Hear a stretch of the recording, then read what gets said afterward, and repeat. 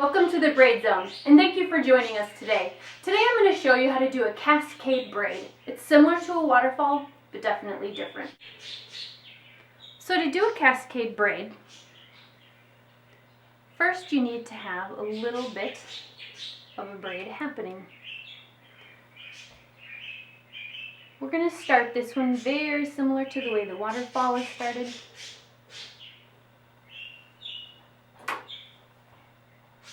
The waterfall uses 3 strands if you're doing a 3-strand waterfall. And this is the point where the waterfall would get dropped. However, for a cascade, you don't drop any strands. You just continue to braid. This will be our cascade. Instead of taking all of this up and gathering it into the braid, we're going to take up most of it, about 3/4 of it, and we're going to hand it to the person that we're braiding. Then we're going to go in and sliver up the last remaining part of it and just gather it into the braid as normal. Gather from the top, and this stays in the braid. The part that would gather up from the bottom goes to the person who's going to hold it for you, and then you just sliver up the remaining bit.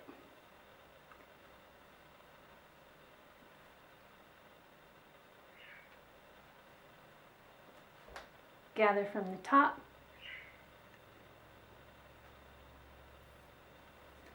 add it into the braid just like a French braid to get that cascade effect. Instead of gathering all this up into the bottom, we're going to hand it to the person. They're going to hold it out of the way for you, and you're just going to sliver up a little bit there.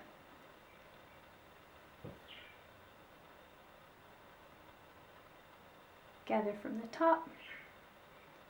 Add that into the braid normal like a French braid.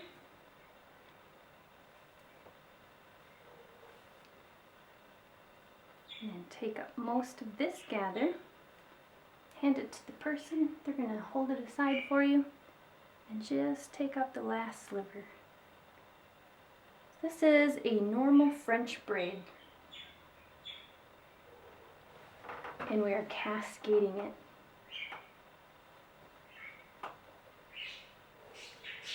Time for a gather, but instead of taking up that whole gather, you're going to set aside most of it. The person's going to hold it for you. Just take up the last sliver. So if you can do a French braid, then you can do a cascaded French braid.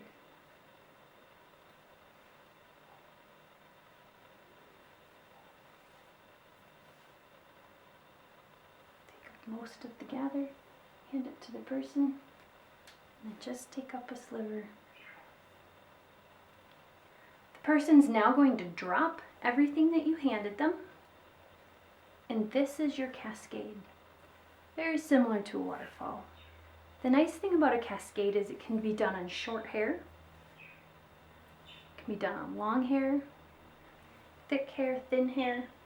You don't need a certain hair type to be able to do this. Just like the waterfall, you can end this braid with a rubber band here, or you can tuck it underneath the cascade. You can create a flower out of the tail.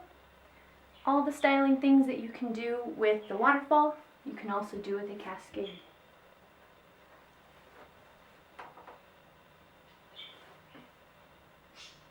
Go ahead and give the cascade a try today and see what you think.